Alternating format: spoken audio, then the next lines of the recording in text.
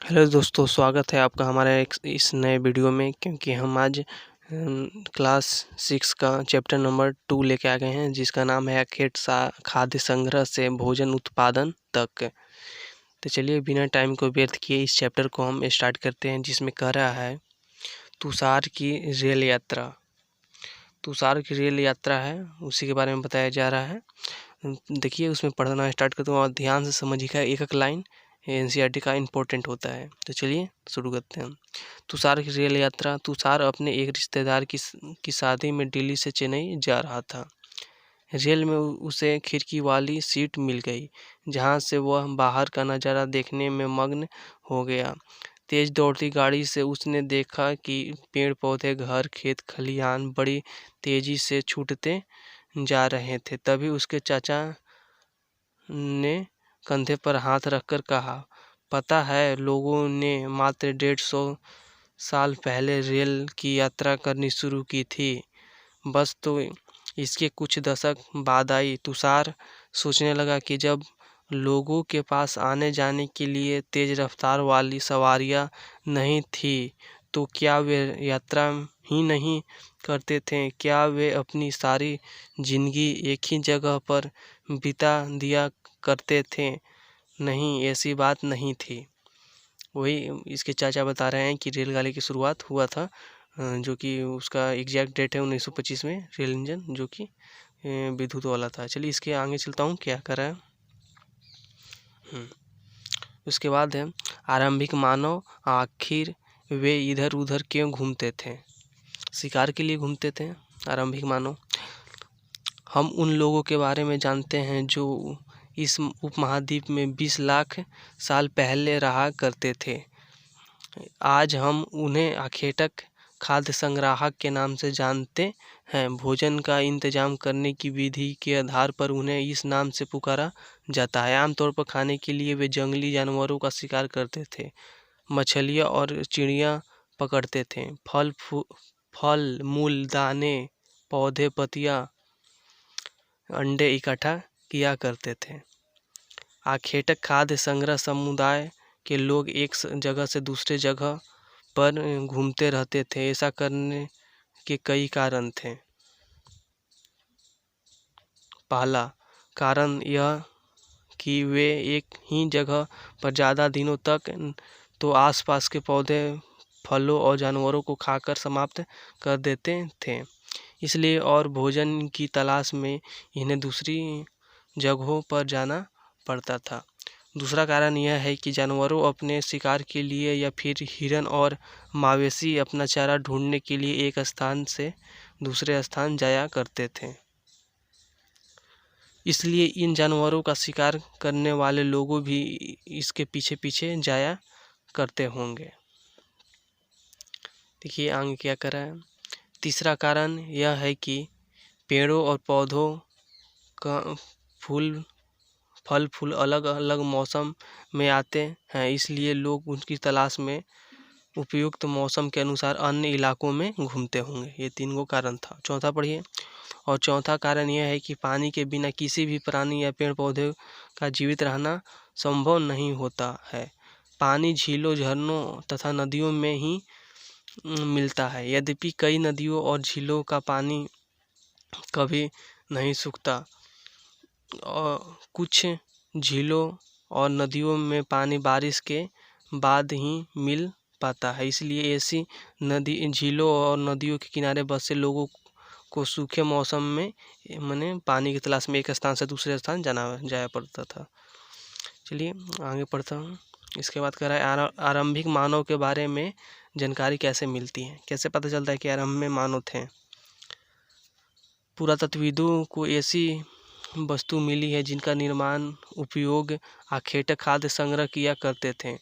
यह संभव है कि लोगों ने अपने काम के लिए पत्थर, लकड़ी या हड्डियों के औजार बनाए हो।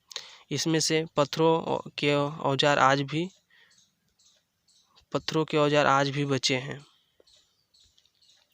इसमें से कुछ औजार का उपयोग फल फूल काटने, हड्डियों और मांस काटने तथा पेड़ों की छाल और जानवरों की छाल उतारने के लिए किया जाता था। कुछ के साथ हड्डियों या लकड़ियों के मुट्ठे लगाकर भले और बाण जैसे हथियार बनाए जाते थे। कुछ औजारों से लकड़ियाँ काटी जाती थी। लकड़ियों का उपयोग ईंधन के साथ साथ झोपड़ियों और औजारों बनाने में भी किया जाता था। यानी कि उस टाइम में हड्डी मिला था और उसका उपयोग ये भिन्न भिन्न प्रकार के आपने पढ़ा। चलिए इसके बाद क्या कर रहा है, ये देखिए बगल में कर रहा है पत्थर के औजारों का उपयोग। बाएं यानी कि बाएं इंसान के खाने योग्य जड़ों को खोदने के लिए किया जाता था। इंसानों को खाने के लिए और जड़ों को खोदने के लिए किया जाता था पत्थर औजारों का प्रयोग।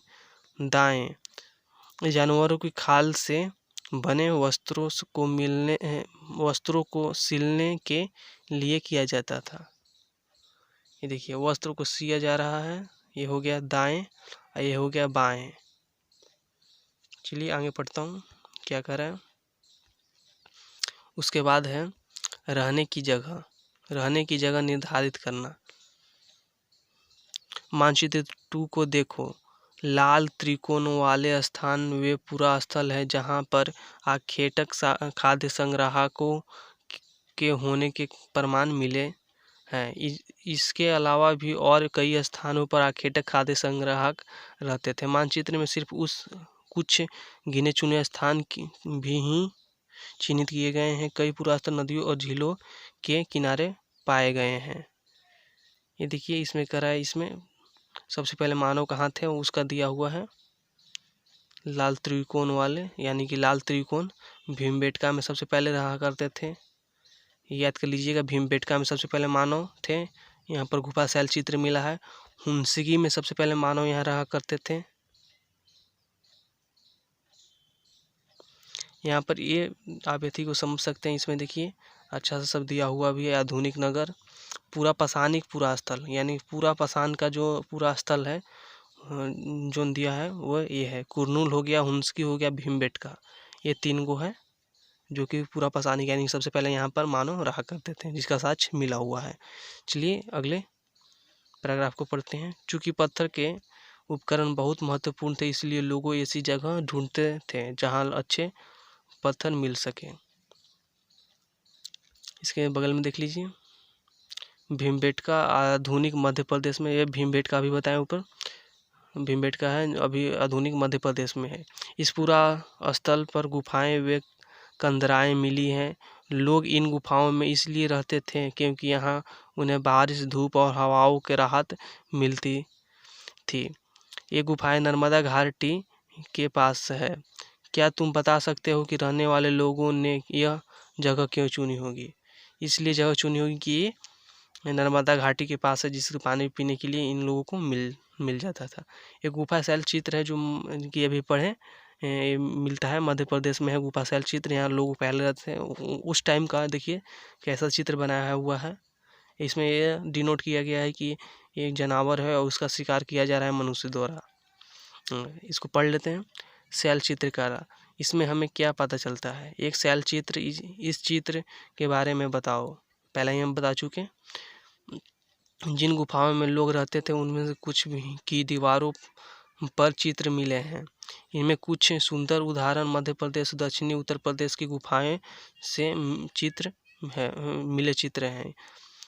इसमें जंगली जानवरों का बड़ी कुशलता से सजीव चित्रण किया गया है।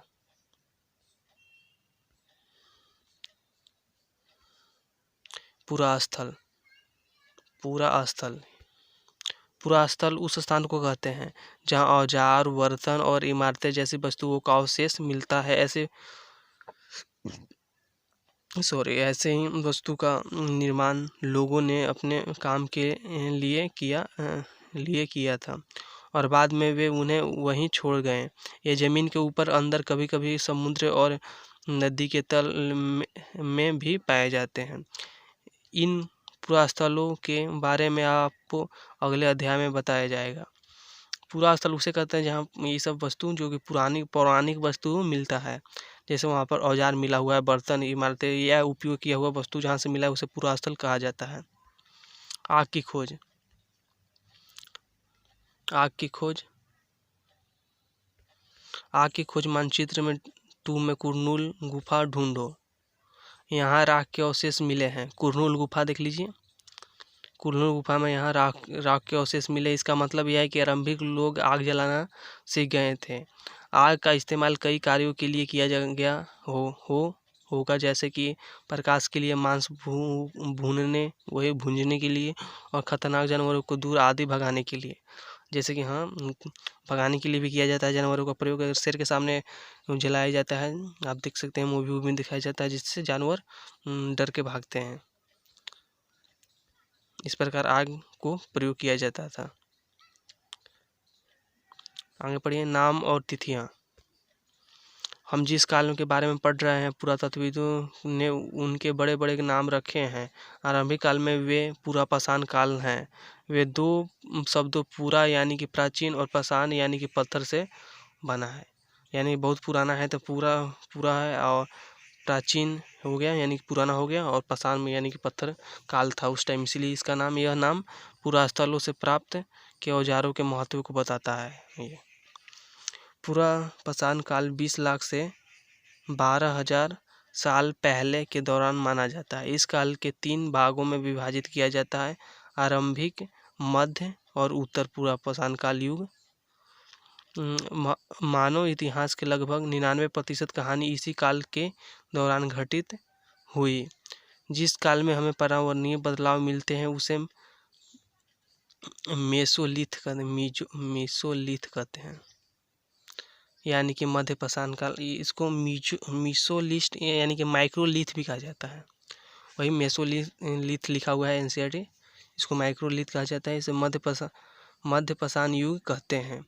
इस समय 12,000 से लेकर 10,000 साल पहले तक माना जाता है। इस काल में पाषाण औजार आमतौर पर बहुत छोटे हो गए थे। माइक्रो यानी कि छोटा हो गया था, इसलिए माइक्रोलिथ यानी कि लघु पाषाण काल कहा जाता है। देखिए, वही उसी का अर्थ है, मेसो या माइक्रो दिया हुआ है नाम। प्राय इन औजारों के में हड्डियों या लकड़ियों के मुट्ठे जैसे हाशिया और आरी जैसे औजार मिलते थे। साथ साथ पुरापाषाण युग और पुरापाषाण वाले औजार भी इस दौरान बनाए जाते रहे। अगले युग की शुरुआत में 10,000 साल से खेती से 10,000 साल पहले से होती है। इसे नवपाषाण युग कहा जाता था। यानी कि नवपाषाण युग 10,000 के बाद वाला हो गया, उसके बाद यह मतलब होता होगा। हमने कुछ स्थानों के नाम दिए हैं, अगले अध्याय में तुम ऐसे अनेक नाम मिलेंगे। अक्सर हम पुराने स्थानों के लिए उन नामों का प्रयोग किया करते हैं जो आज प्रचलित हैं, क्योंकि हमें ज्ञात नहीं है कि उस काल में इनके क्या नाम थे। तो आप देख सकते हैं इसमें दिया हुआ है, जो कि इसमें 20 लाख से 12,000 साल पहले तक ये तो पुरापाषाण काल हो गया, और 12,000 से 10,000 साल तक मध्यपाषाण काल हो गया, और 10,000 के फिर बाद में वो उसका बताया गया है उत्तरपाषाण काल हो गया या नवपाषाण काल। बदलती जलवायु। लगभग 12,000 साल पहले दुनिया की जलवायु में बड़े बदलाव आए और गर्मी बढ़ने लगी। इसके फलस्वरूप कई क्षेत्रों में घास वाले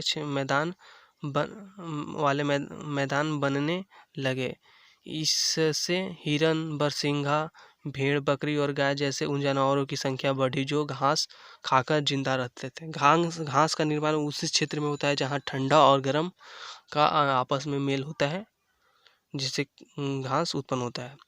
अगला पैराग्राफ देखते हैं, जिसमें कह रहा है कि जो लोग इन जानवरों का शिकार करते थे वे भी इनके पीछे आए और इनके खाने पीने के आदतों और प्रजनन के समय की जानकारी हासिल करने लगे। हो सकता है कि तब लोग इन जानवरों को पकड़कर अपनी ज़रूरत के अनुसार पालने की बात सोचने लगे हो। साथ ही इस काल में मछली भी भोजन का महत्वपूर्ण स्रोत बन गई। इस टाइम में मछली भी खाते थे। खेती और पशुपालन की शुरुआत। इस दौरान उपमहाद्वीप के भिन्न भिन्न इलाकों में गेहूं और जौ जैसे और गेहूं, जौ और धान जैसे अनाज प्राकृतिक रूप से उगने लगे थे। शायद महिलाओं, पुरुषों और बच्चों ने इन अनाजों को भोजन के लिए बटोरना शुरू कर दिया होगा। साथ ही वे यह भी सीखने लगे होंगे कि यह अनाज कहाँ उगते थे और कब पककर तैयार होते थे।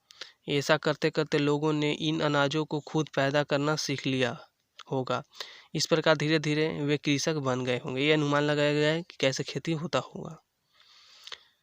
इस तरह लोगों ने अपने घरों के आसपास चारा रख कर जानवरों को आकर्षित कर उन्हें पालतू बनाया होगा। सबसे पहले जिस जंगली जानवरों को पालतू बनाया गया वह कुत्ता, देखिए सबसे पहले कुत्ता को पालतू बनाया गया वह कुत्ता जंगली पूर्वज था। धीरे धीरे लोग भेड़, बकरी, गाय, सूअर जैसे जानवरों को अपने घरों के नज़दीक आने को उत्साहित करने लगे। ऐसे जानवर झुंड में रहते थे और ज़्यादातर घास खाते थे। अक्सर लोग अन्य जंगली जानवरों के आक्रमण से इनकी सुरक्षा किया करते थे और इस तरह धीरे धीरे पशुपालक बन गए। यहाँ बताता है क्वेश्चन एक, देखिए, क्या तुम बता सकती हो कि सबसे पहले कुत्तों को ही पालतू क्यों बनाया गया था? तो इसको सबसे पहले इसलिए कुत्ता बनाया गया, कुत्ता एक अच्छा व वफादार जानवर होता है और यह थोड़ा ये तो अच्छा रहता है, मानव के अनुकूल है। इसके आगे देखिए, बसने की प्रक्रिया। लोगों द्वारा पौधों उगाने, जानवरों को देखभाल करने में बसने की प्रक्रिया का नाम दिया गया। अपनाए गए ये पौधे तथा जानवर अक्सर जंगली पौधों तथा जानवरों से भिन्न होते हैं। इनकी वजह से हम यह कि बसने की प्रक्रिया की दिशा में अपनाए गए पौधे या जानवरों के लोग चयन करते हैं। उदाहरण के तौर पर लोग उन्हीं पौधों का जानवरों का चयन करते थे जिनके बीमार होने की संभावना कम हो। हाँ, जो बीमार कम होता था उन्हीं को ये लोग पालतू बनाते थे। यही नहीं, लोग उन्हीं पौधों को चुनते हैं जिनमें बड़े दाने वाले अनाज पैदा होते हैं, साथ ही जिसकी मजबूती डंठले अनाज के पके दानों के भार को संभाल सके। ऐसे पौधों के बीज को संभाल कर रखा जाता है ताकि फिर से उगाने के लिए उसके गुण सुरक्षित रह सके। उन्हीं जानवरों को आगे प्रजनन के लिए चुना जाता है जो आमतौर पर अहिंसक होते हैं। इसलिए हम देखते हैं कि पाले गए जानवरों तथा पौधों में धीरे धीरे भिन्न होते गए। मिसाल के तौर पर जंगली जानवरों की तुलना में पालतू जानवरों के दांत और सींग छोटे हो गए। जो कम खतरनाक थे वे लोग पालते थे उसी जानवर को। इसके बाद इन दांतों को देखो, इनमें से कौन से जंगली सुअर का है और कौन से पालतू सुअर का है। बसने की प्रक्रिया पूरी दुनिया में धीरे धीरे चलती रही है। करीब 12,000 साल पहले शुरू हुई। वास्तव में आज हम जो भोजन करते हैं इसी बसने की प्रक्रिया की वजह से है। कृषि के लिए अपनाई गई सबसे प्राचीन फसलें गेहूं और जौ है। गेहूं जौ सबसे प्राचीन है। उसी तरह सबसे पहले पालतू बनाए गए जानवरों में कुत्ता है, उसके बाद भेड़ बकरी आते हैं। चलिए अगला हम पढ़ते हैं, एक नवीन जीवन शैली। ये पढ़िए, तुम किसी पौधे के बीज को बोकर देखो, तुम पाओगी कि इसे विकसित होने में कुछ वक्त लगता है। इसे कुछ दिन, महीने या फिर साल भर लग सकते हैं। इसलिए जब लोग पौधे उगाने लगे तो उनके देखभाल के लिए उन्हीं एक जगह पर लंबे समय तक रहना पड़ा था। बीज बोने के से लेकर फसलों को पकाने तक, पौधों को सिंचाई करने से खरपतवार हटाने, जानवरों और चिड़ियों से उनकी सुरक्षा करने जैसे बहुत से काम शामिल थे। कटाई के बाद अनाज का उपयोग बहुत संभाल कर करना पड़ता था। यानी जब कटाई होता था तो उसके बहुत कम कम उपयोग करते थे संभाल कर। इस प्रकार वह व्यवस्थित खेती करने लगे, यानी कि उसका कृषि को उपजाने के लिए एक स्थान पर बहुत समय तक रहने पड़ा, इसलिए वो अस्थायी निवास में निवास करने लगे थे इसी टाइम। चलिए अगला पैराग्राफ पढ़ते हैं, जिसमें कह रहा है कि अनाज को भोजन और बीज दोनों ही रूपों में बचाकर रखना आवश्यक था, इसलिए लोगों को इसके भंडारण की बात सोचनी पड़ी। बहुत से इलाकों में लोगों ने मिट्टी के बड़े बड़े बर्तन बनाए, टोकरियों चुनी या फिर जमीन में गड्ढा खोदा। क्या तुम्हें लगता है कि शिकारी या भोजन संग्रह करने वाले बर्तन बनाते हैं उनका प्रयोग करते होंगे? अपने जवाब का कारण बताओ। चलिए अगला क्वेश्चन देखता हूँ, अगला पैराग्राफ देखते हैं, जिसमें कह रहा है जानवर चलते फिरते खाद्य भंडार। जानवर जो है हमारे लिए चलते फिरते खाद्य भंडार है, क्योंकि हम जानवर को पाल लेते हैं तो हमारे साथ चलता भी है और भूख लगने पर हम उसे खा भी सकते हैं। चलिए इस पैराग्राफ को हम पढ़ते हैं। जानवर बच्चे होते हैं जिससे उनकी संख्या बढ़ती है। हाँ, बच्चे देते हैं जिससे उनकी संख्या बढ़ती है। अगर जानवरों की देखभाल की जाए तो उसकी संख्या में बढ़ती ही साथ ही उसमें दूध भी प्राप्त हो सकता है, जो भोजन का एक अच्छा स्रोत है। यही नहीं, जानवरों से ही मांस भी मिलता है। दूसरे शब्दों में पशुपालन भोजन के भंडारण का एक तरीका है। भोजन उससे भी मिल सकता है, हम जानवर को भी खा सकते हैं मार के, छोटा जानवर है जो, और जो बड़ा जानवर जैसे कि दूध देने वाला है गाय, उसके हम दूध को तो पी सकते हैं, उसके लिए तो बेच सकते हैं, जिससे हमारी और चल सकता है उस टाइम। तो चलिए अगला पैराग्राफ पढ़ते हैं। इसमें कह रहा है आओ प्रारंभिक कृषक और पशुपालन लोगों के बारे में पता लगे। पशुपालक और आरंभिक कृषकों के बारे में पढ़ने के लिए इसमें बता रहा है। इसमें देखिए दिख रहा है मानचित्र 2 पृष्ठ नंबर 13 को देखो। क्या तुम्हें कई नीले वर्ग दिख रहे हैं? पता है इसमें से प्रत्येक बिंदु उस जगह को दर्शाता है जहाँ पुरातत्वविदों को शुरुआती कृषकों और पशुपालकों को के होने के साक्ष्य मिले हैं। ये पूरे उपमहाद्वीप में पाए गए हैं। इसमें सबसे महत्वपूर्ण पश्चिमोत्तर क्षेत्र में, आधुनिक कश्मीर में और पूर्वी तथा दक्षिण भारत में पाए गए हैं, यहाँ पर पाए गए हैं। चलिए अगला देखता हूँ पैराग्राफ। वास्तव में यह निर्दिष्ट स्थान कृषकों और पशुपालकों के बस्तियों थी या नहीं, इसे जांचने के लिए वैज्ञानिक खुदाई में मिले पौधों और पशुओं की हड्डियां के नमूनों का अध्ययन करते हैं। इसमें से सबसे रोचक जले हुए अनाज के दाने के अवशेष हैं। ऐसा लगता है कि ये गलती से या फिर जानबूझकर जलाए गए होंगे। वैज्ञानिक इन अनाजों के दाने की पहचान कर सकते हैं। इस तरह हमें पता लगता है कि इस उपमहाद्वीप के विभिन्न भागों में बहुत सारी फसलें उगाई जाती होंगे। वैज्ञानिक विभिन्न जानवरों की हड्डियों को भी पहचान कर सकते हैं। यहाँ देखिए एक पुरातत्वविद आया है, पुरातत्वविद। देखिए जी, जो पूरा स्थल जो हम पढ़े, पूरा स्थल जहाँ से हमें पौराणिक चीज़ों मिलता है, उस पूरा स्थल को जांच करने वाले, वहाँ से खोद के निकालने वाले को पुरातत्वविद कहते हैं।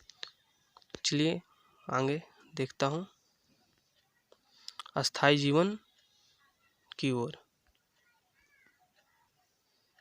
अस्थायी जीवन की ओर पुरातत्वविद को कुछ पुरा स्थलों पर झोपड़ियों और घरों के निशान मिले हैं, जैसे कि बुर्जहोम है एक, वर्तमान कश्मीर में बुर्जहोम अभी कश्मीर में है, कि लोग गड्ढे के नीचे घर बनाते थे जिन्हें गलतवास कहते थे। तो क्वेश्चन आता है गलतवास कहाँ है, तो बुर्जहोम जम्मू कश्मीर में है।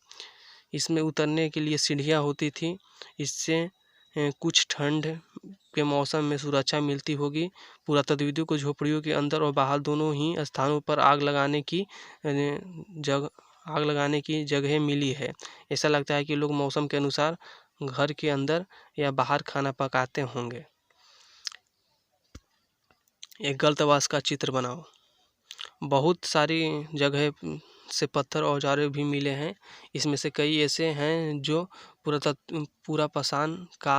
पुरापाषाण युगीन उपकरणों से भिन्न है, इसलिए इन्हें नवपाषाण युग कहा जाता है। यानी कि उपकरण अलग हो गया तो हम युग भी चेंज कर देते हैं, माना गया है। इसमें से वे औजार भी हैं जिनकी धार को और अधिक पैना करने के लिए उस पर पॉलिश चढ़ाई गई है। ओखली और मूसल का प्रयोग अनाज तथा वनस्पतियों से प्राप्त अन्य चीज़ों को पीसने के लिए किया जाता था। अनाज हजारों साल बाद भी ओखली और मूसल का प्रयोग अनाज पीसने के लिए किया जाता है। इसलिए इसी तरह प्राचीन प्रस्तर युगीन औजारों का निर्माण और प्रयोग लगातार होता रहा। कुछ औजार हड्डियों से भी बनाए जाते हैं। ये देखिए औजार है उस टाइम का, नवपाषाण युग के कुछ उपकरण। इसके बाद है नवपाषाण युग में पुरास्थलों के कई प्रकार के मिट्टी के बर्तन मिले हैं। कभी कभी इन अलंकरण यानी पेंटिंग भी किया जाता था। बर्तनों का उपयोग चीज़ें खाने को रखने के लिए किया जाता था। धीरे धीरे लोग बर्तनों का प्रयोग खाना बनाने के लिए भी करने लगे। चावल, गेहूं तथा दलहन जैसे अनाज अब आहार का महत्वपूर्ण हिस्सा बन गए थे। यानी कि नवपाषाण काल के बाद हुआ है तो यहाँ पर लोग जानवरों को पालने के लिए एक निश्चित आवास पर रह रहे थे। और साथ ही यह गेहूं, जौ, चावल, दलहन जो है अनाज का मुख्य आहार इन लोगों ने कर लिया। इसके साथ साथ लोग कपड़े के बुनने लगे थे, कपड़ा भी बुनने लगे थे। इसके लिए कपास जैसे आवश्यक पौधों का उगाए जा रहे थे। देखिए पहले क्या ये परिवर्तन हर जगह एक ही साथ ही आ गए होंगे? ऐसी बात नहीं है। एक तरफ जहाँ कई जगहों पर स्त्री पुरुष शिकार और जीवन संग्रह करने का काम करते थे, वहीं अन्य लोगों ने हजारों साल के दरम्यान धीरे धीरे खेती और पशुपालन को अपना लिए। बहुत जगह लोग मौसम के मुताबिक बदल कर अपनी जीविका चलाते थे। यानी कि कह रहा है कि यहाँ पर कृषि का तो एकदम निश्चित हो गया, कृषि हो रहा था, लेकिन सभी जगह था ऐसा नहीं था, सभी जगह नहीं था। ये कुछ ही जगह कृषि हो रहा था। जैसे कि आज इस पृथ्वी पर 5G है तो अनदर कंट्री में है, ये यहाँ पर भारत में बहुत कम विकसित है, जो कि यहाँ पर विकसित हो जाएगा आगे चल के। उसी प्रकार है, उस टाइम में तो कृषि हो रहा था लेकिन भारत में सभी जगह नहीं हो रहा था। ये देखिए, क्या तुम कल्पना कर सकती हो कि कुछ इस पात्र में क्या रखा होगा? इस पैराग्राफ में पढ़िए। देखिए, इस सूक्ष्म निरीक्षण, मेहरगढ़ में जीवन मृत्यु, मानचित्र 2 में मेहरगढ़ ढूंढो। मेहरगढ़, इसके पिछले चैप्टर में भी मेहरगढ़ का नाम आया था। यह ईरान जाने वाले सबसे महत्वपूर्ण रास्ते बोलन दरे है एक के पास हरा भरा समतल स्थान है। मेहरगढ़ संभवतः वह स्थान है जहाँ स्त्री पुरुषों ने इन इलाकों में सबसे पहले जौ गेहूं उगाया था और भेड़ बकरी पालना सीखा। यहाँ विभिन्न प्रकार के जानवरों की हड्डियाँ मिली है। इनमें हिरन तथा सुअर जैसे जंगली जानवरों तथा भेड़ बकरी की हड्डियाँ हैं। मेहरगढ़ में इसके अलावा चौकोर आयताकार घरों का अवशेष भी मिले। चौकोर यानी कि चौकोर वही हुआ चतुर्भुज वाला, ये चौकोर हो गया। आयतकार में यानी कि लंबा चौड़े अलग अलग के अवशेष भी मिले हैं। प्रत्येक घर में चार या उससे ज़्यादा कमरे हैं। इसमें से कुछ संभवतः भंडारण के लिए आते होंगे। मृत्यु के बाद सामान्यतः मृतकों के सगे संबंधियों उसके प्रति सम्मान जताते हैं। लोगों की आस्था है कि मृत्यु के बाद भी जीवन होता है, इसलिए कब्रों में मृतकों के साथ साथ सामान भी रखे जाते थे। मेहरगढ़ में, ये पढ़ लेता हूँ पहले। मेहरगढ़ में घर का चित्र है ये, इसमें मेहरगढ़ के शायद ऐसे दिखते होंगे। मेहरगढ़ का ये नमूना बनाया हुआ है, शायद ऐसा दिखते। तुम जिस घर में रहते थे उसका साथ ही घर का क्या समानता है, ऐसा ही। चलिए आगे पढ़ता हूँ। ऐसी कई कब्रें मिली है। एक कब्र में एक मृतक के साथ उसके बकरी को भी दफनाया गया था। संभवतः इसे परलोक में मृतकों के खाने के लिए रखा गया होगा। यानी कि ये लोग मानते थे कि मृत्यु के बाद भी जीवन है, इसलिए इन्हें एक बकरी को भी साथ में इन्होंने दफना दिया था। ये मेहरगढ़ का कब्र है दिया हुआ, मेहरगढ़ के कब्र के चित्र हैं। क्या तुम बकरी के कंकाल को पहचान सकते हो? ये देखिए बकरी का कंकाल है, बगल में बकरी है, ये मनुष्य है, ये बगल में बकरी है। चलिए अन्यत्र है, यानी कि हमारे देश के अलावा विदेश में क्या भी चल रहा है उसका चलिए पढ़ता हूँ। फ्रांस में गुफा में की गई चित्रकारी। फ्रांस में भी गुफा हो रहा था, देख लेता हूँ इस भी उसको। देखिए आगे, आपने एटलस में फ्रांस ढूंढो, आप एटलस में फ्रांस ढूंढ लीजिएगा, यूरोप में पड़ता है। यह चित्र फ्रांस के एक गुफा का है। इस पुरास्थल की खोज लगभग 100 साल पहले 4 स्कूली छात्रों ने की थी। इस तरह चित्र लगभग 20,000 साल पहले से लेकर 10,000 साल पहले के बीच बनाए गए, यानी कि यह भी पूरा पाषाण काल की ही बात कर रहा था। 20,000 साल से अच्छा उसी टाइम है। चलिए थोड़ा सा बात का है, 10,000 नौपाषाण काल वाला हो गया। इसके बाद साल पहले के बीच बनाए गए होंगे। इसमें से कई जानवरों के चित्र हैं। इसमें से जंगली घोड़े, गाय, भैंस, गैंडा, रेनडियर, बारहसिंगा और सुअर को गहरे चमकीले रंगों से चित्रित किया गया है।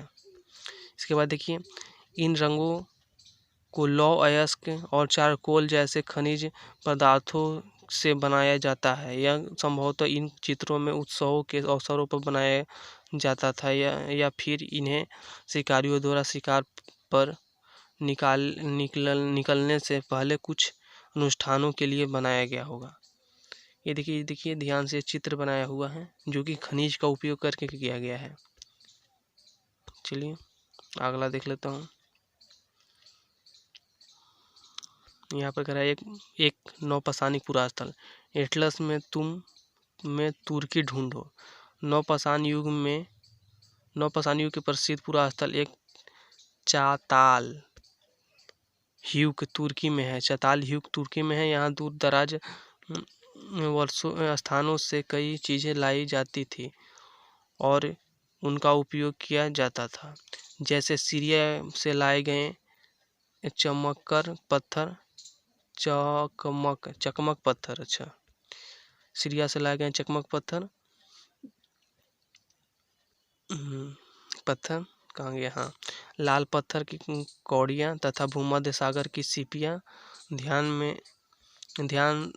रहे कि उस समय तक पहिए वाले वाहन का विकास नहीं हुआ था।